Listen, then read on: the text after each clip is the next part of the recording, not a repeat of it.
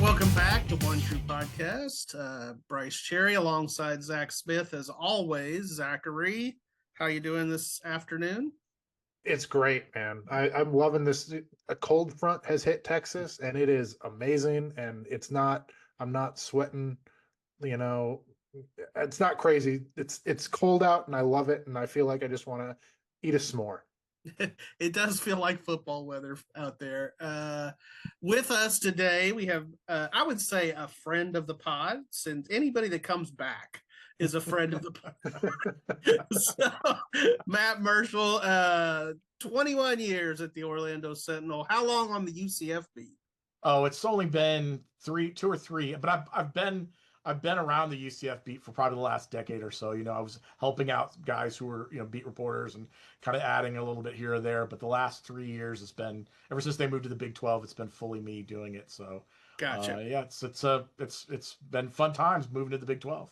Yeah, and we were just all lamenting our busy schedule, so we'll get this thing rolling so we can get back to writing all the things we have to write.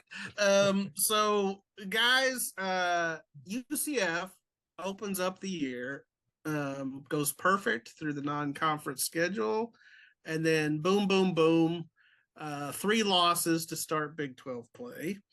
And then the Knights rebounded with a home win over West Virginia.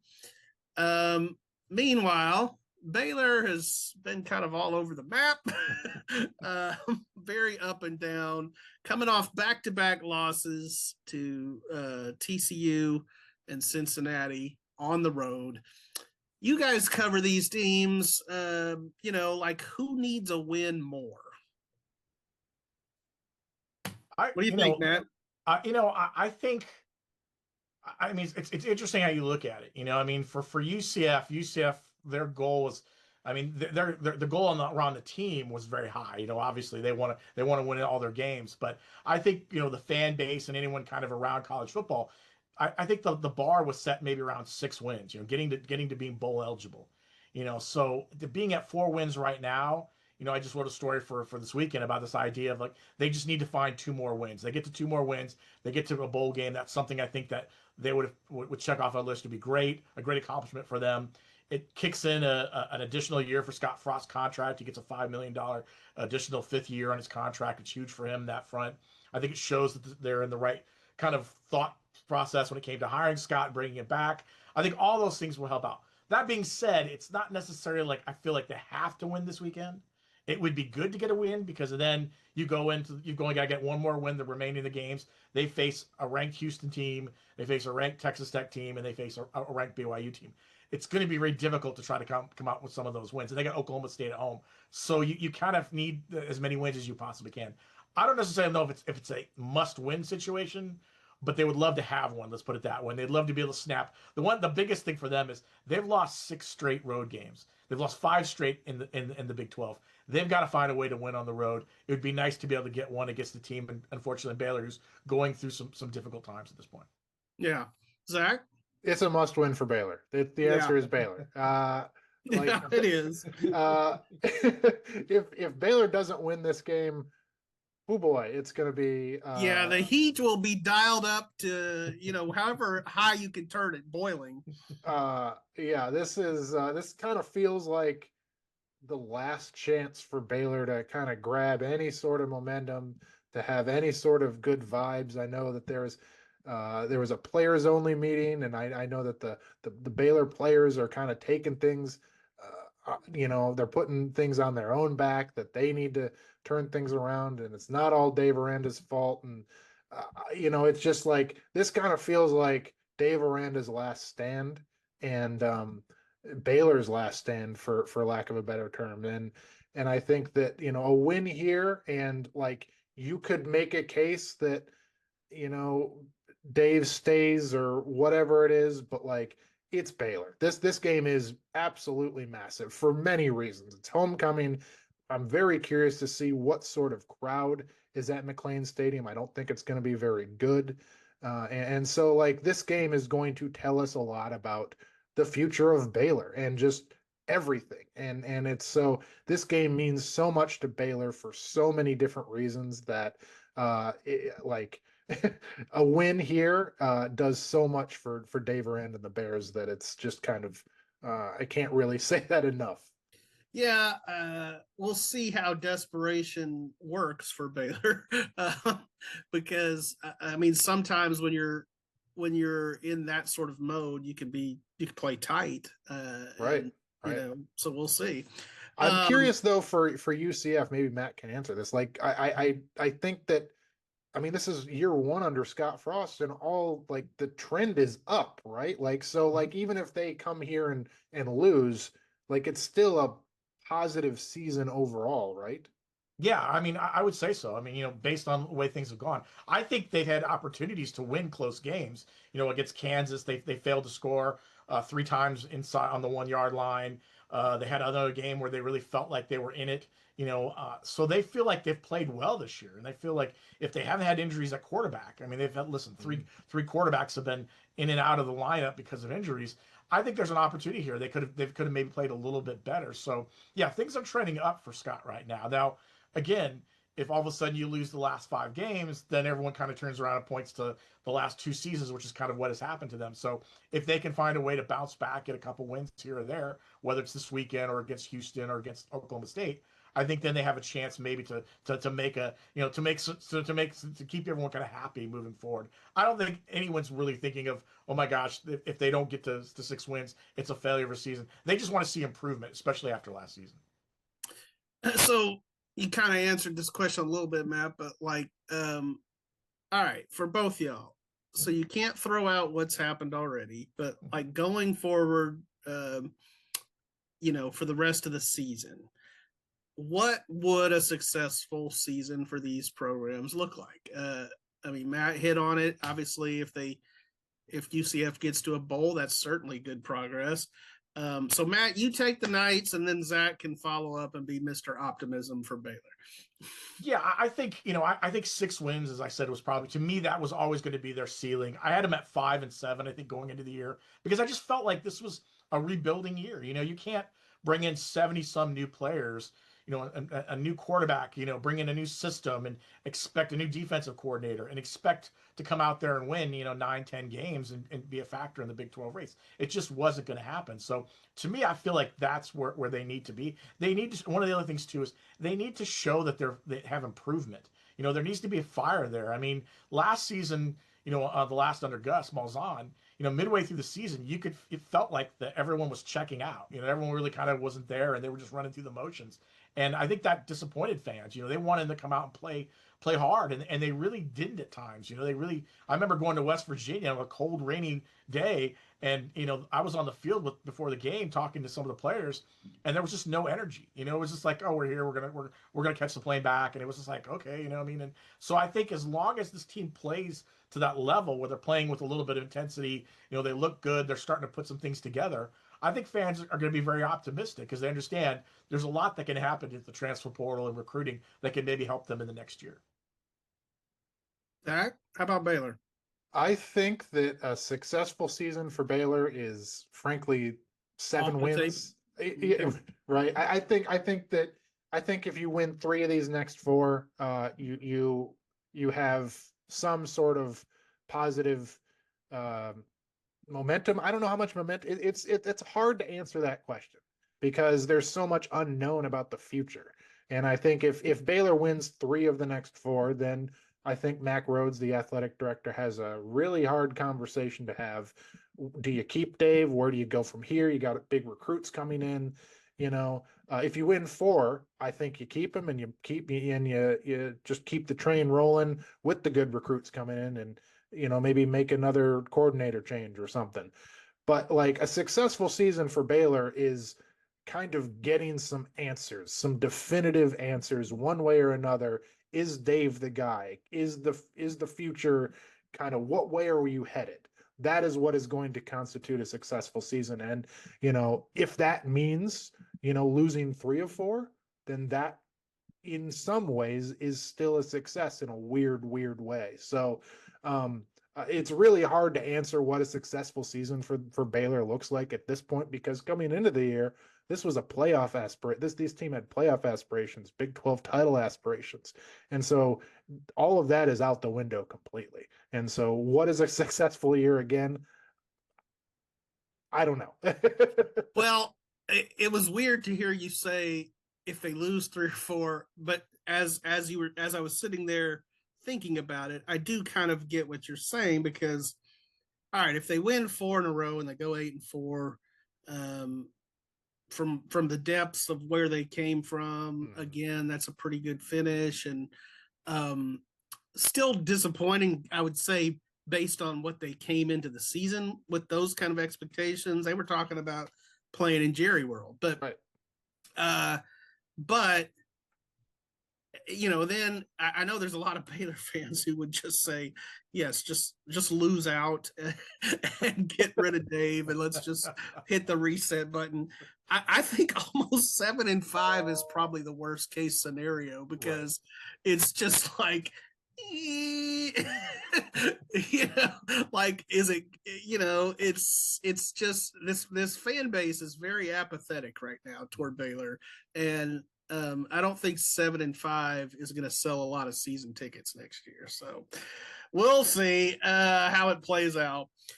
I continue to be impressed with the Houston Cougars, a team that both Baylor and UCF have on the schedule remaining. Are Willie-Fritz's Cougars the surprise team of this conference? And if not, who is? I think so. I think they've, based on what they've been able to do so far. I mean, I don't think anyone thought Houston was going to be have come off to such a great start. I'm kind of stuck in this idea of like, okay, are they really as good as being a top 25 team, or, have they just they just played some really good football late in games and found a way to win some of these things. And, I think they're going to find out really quickly, the next couple of weeks. I mean, I'm not saying UCF's one of those challenges, but I think that, they're going to have a challenge and eventually find a way to be there. I've always felt Willie has been a great coach, more underappreciated coaches in college football. When he was at Tulane, I thought he did an incredible job. Obviously, you saw what they were able to do with the American. UCF was there as well. They understood that. So for him coming over to Houston, I thought was a great hire for them. Now, if they can continue to do those kind of things and keep pushing forward, it's going to be huge for them. And just on another American note for UCF, if Houston and Cincinnati keep having more success, it puts a lot more pressure on UCF, because those fans realize, okay, well, we all came over at the same time. We're all brethren from the American. Why aren't we having that kind of success? And so I think that's just something that I think UCF fans are eventually going to have to finally get over. Yeah, and then does the Big 12 say, do we need to trade UCF for Memphis? Or oh God, no! Those guys really want to be here. Yeah, I mean, if that happens in 2030 when the contracts are all come up, TV contracts, I mean, believe me, the UCF fans will lose their mind. Zach, what do you say? I tend to kind of go the other. Like, I agree, Houston is a surprise. He's great. Willie-Fritz is great. Brice, I know you're a big Willie-Fritz fan, so I'll let you carry that torch. I'm gonna go with this. Hopefully, this is not a cop out. I'm gonna go with BYU.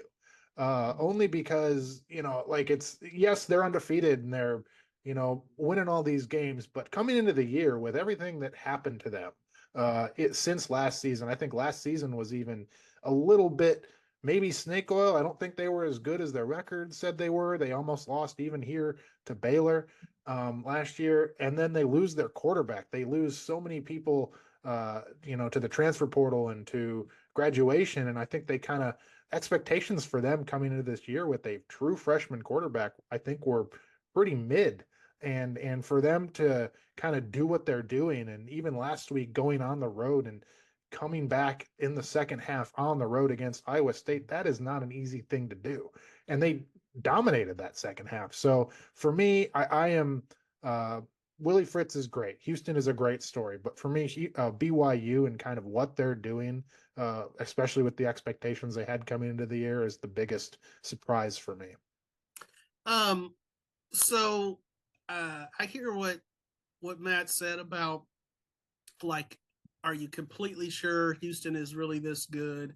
I will say the Arizona State win that one was like, Mhm. okay, on the road, against a ranked Arizona State team that won the Big 12, was in the college football playoff a year ago.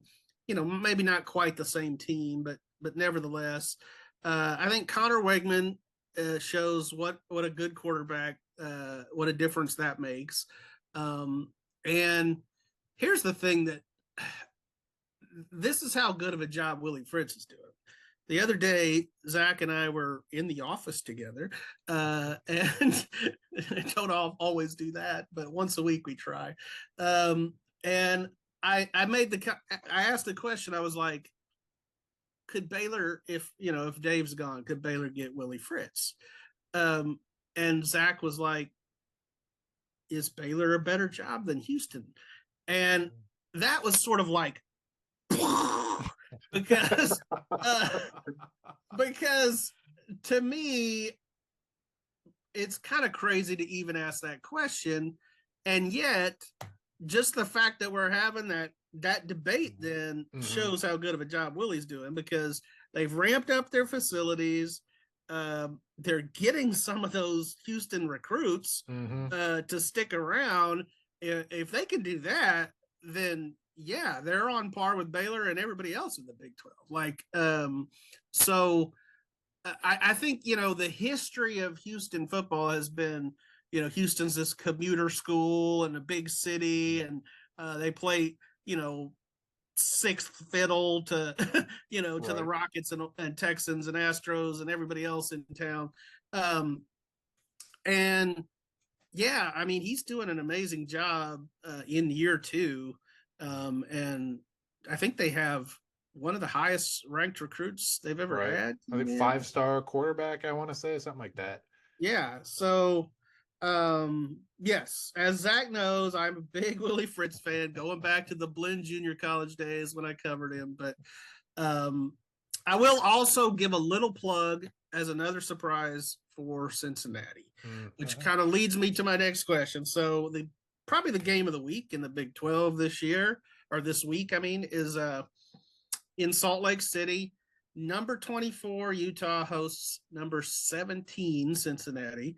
Bearcats kind of quietly sitting there at 5-0 in the conference. I mean, I say quietly, every time Zach and I have talked about who's going to be in Jerry World, we never mention Cincinnati. It's usually Tech or BYU.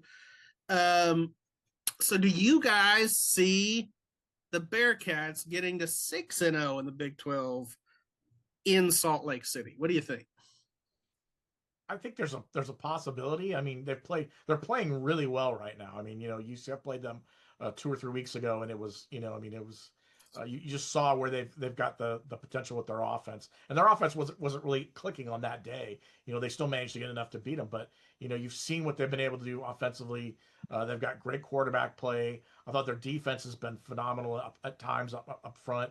They can run the football. If they can run the football, it makes them even more dangerous. I think if they do all the things they've been doing well, I think they have an opportunity. Now, it's crazy hard to win in Salt Lake. I mean, it's one of the toughest places to play at times to win. So they're gonna have a challenge there. But I think this is one of those seasons. You mentioned this earlier. I mean, I think for Cincinnati, they've got an opportunity here now to maybe to make some noise, to be one of those things, and have an opportunity to win this game and showcase the fact that yeah, they've been able to do this. Year 2 or year 3, I guess, of being in the Big 12. Zach? Brendan Sorsby and that offensive line is kind of everything that Baylor wanted to be this year. He's a really, really good quarterback, and that O-line and running game is really good.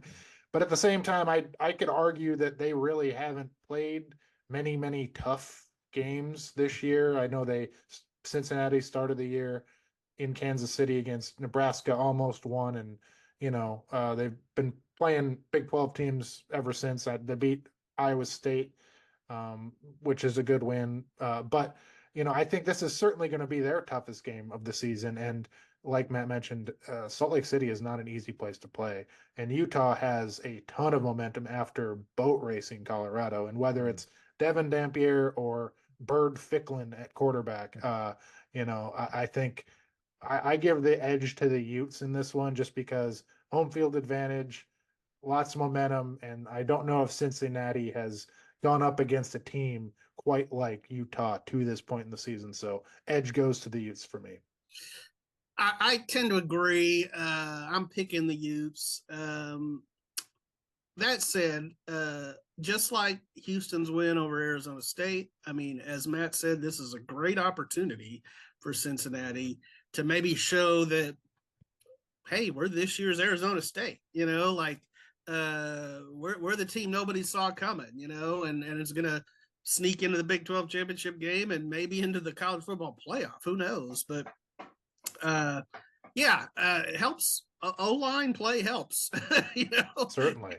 You got a good O-line that makes a difference, and they just seem like they're not beating themselves. Similar to Arizona State last year, I think that Cincinnati, I forget what they were in that unofficial Barry Trammell poll, but they were near the bottom, and I know Scott Satterfield was one of the coaches on the hot seat to enter the season. So, doubt them until they prove you wrong, I guess. So over the offseason, Zach redid some of the graphics for our One True podcast, and he included a basketball on the graphic with the football. So before we leave, Matt, can you give us a quick popcorn rundown of the UCF Knights in basketball this year? Yeah, the rundown is there's 13 new players. This is a brand new roster. I mean, this is almost, I joked with Johnny Dawkins, you basically tore the plastic, opened them, pulled the team out of the box, because this is basically all new team. The only two players they brought back were reserves who barely saw any time whatsoever, maybe played a minute or so a game.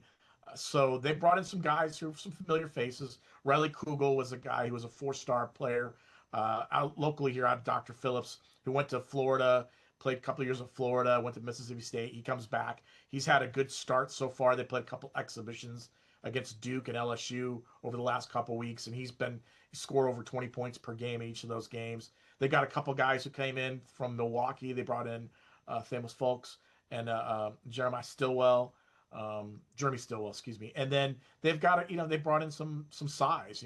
One of the things that Johnny Dawkins, the head coach, talked with us about is that he felt last year they were undersized to be in this league, and I would agree with him. I thought that at times against the Big 12 teams, they were just getting battered around, and they couldn't find a way to really kind of be a presence there. So they've added some height. They went from averaging about 6'3", 6'4", a player to about 6'7", 6'8". So they've added a little size, and they feel like really now they're going to go back to the basics, play a lot of defense, and they're going to get a chance to do that. So this is like we've been talking about earlier with Dave Aranda and some other. This is kind of a make or break year for Johnny, because he's got one more year after this. It's not guaranteed, and they want to get to the NCAA tournament. They haven't been to the NCAA tournament in a while, and since 2018. So they feel like this is a chance maybe for them to do that. If they get that, maybe that builds some momentum, and maybe they're able to keep some of the guys they have around. It's just. It's unbelievable. I mean, I've covered college football or college basketball for a long time, and I look around and I think, how do you build a team with 13 newcomers and build chemistry, and how do you get guys together and stay close? And guys are doing it, coaches are doing it. You see it with Kelvin Sampson at Houston. Scott Drew's done it at Baylor, but I mean, it's hard, I think, for some of these guys to do that, and I think it's going to be interesting to see how UCF maybe kind of comes together as a team. It'll take them at least a few weeks to get that going. Yeah, Scott Drew's saying to Johnny Dawkins, "Hold my beer," or maybe hold my grape juice. At Baylor. I don't know. There it is. He's got 15. Oh, okay. The whole roster is new. Baylor has 0.0% of its returning scoring, rebounding, assists, everything. It's crazy. It's like JUCO ball. Reset the roster.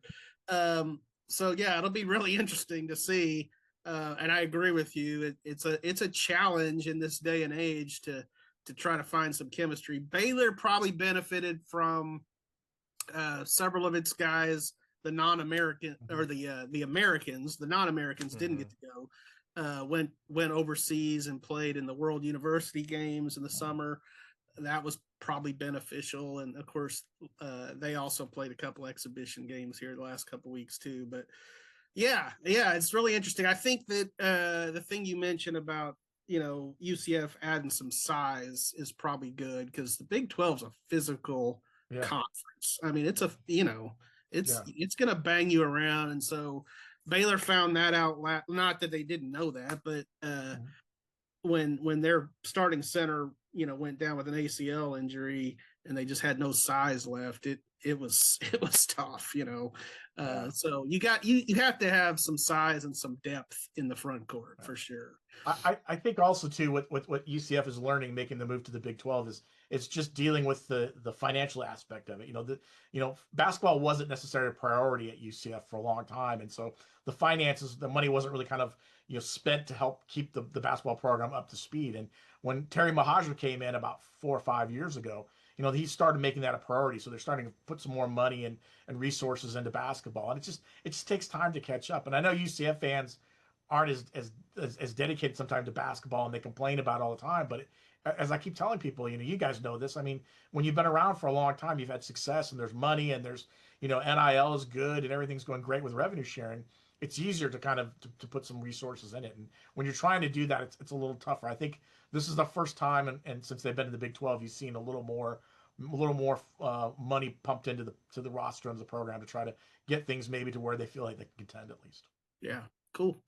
Will you be coming into Waco this weekend? Yeah, Friday. I'm flying in Friday, Dallas Love Friday morning, and then I'm driving up. I'm staying in Hillsboro for the weekend, and then I'm supposedly meeting a bunch of other UCF writers who want to go to the Dr. Pepper Museum. But Nice. I've also been told that's not necessarily a great like a big museum, so it may not be like a big thing. Don't listen Zach to me. likes to hate on it. Don't Zach listen likes to me. Dr. Pepper Museum's good, and the best part is at the end you go get a Dr. Pepper float. That's the best thing, and we're looking for some barbecue. We're gonna do some barbecue Friday night. Yeah, I would suggest Hellberg, VTEX. Either of those are good. There's a lot of good barbecue in Texas and Waco. So yeah, the either of those places you can't go wrong. VTEX is sort of closer to campus, and it's got something we may have told you about before, but called the Gut Pack. Which is like a Frito pie on steroids. So like barbecue and I have to get up the next morning and cover a game. Come on. I don't want to get up. I don't want to be in the press box going, I hear you. All right, boys. Appreciate it. Good to talk some football. All right. Yeah.